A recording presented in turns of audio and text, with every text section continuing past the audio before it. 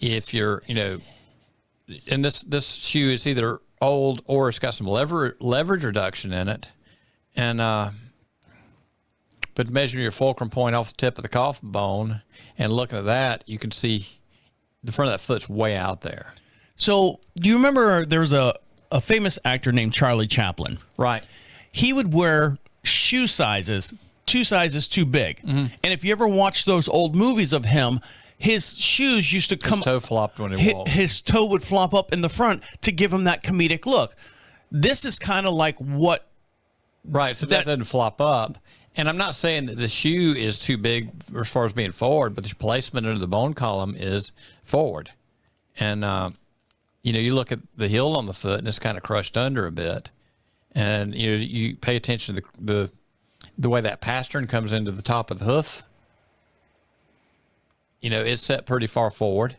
And, look at the back of the foot, the way the bulbs of your heels are shaped. So it's a little on the...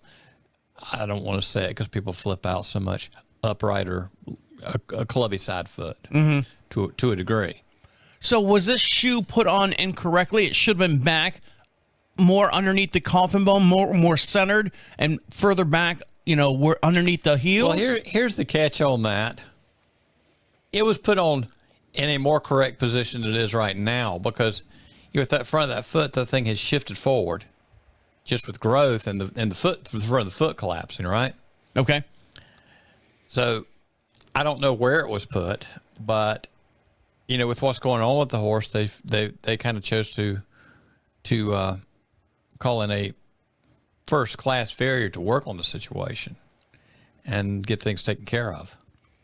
So there you go. Can I just say whoever did this X-ray with all the numbers and stuff, they did a good job. They did an excellent job, and I don't know whoever did this. I mean we've cut the names out to keep the people anonymous. Right.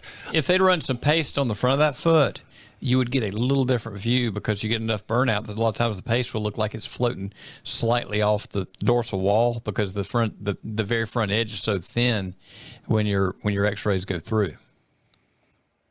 So there you go. Yeah, excellent job on that. But you can see right here, if you imagine this X-ray and that coffin bone, you can see right here this crack, and then going back to the original, you can see the effects in real time.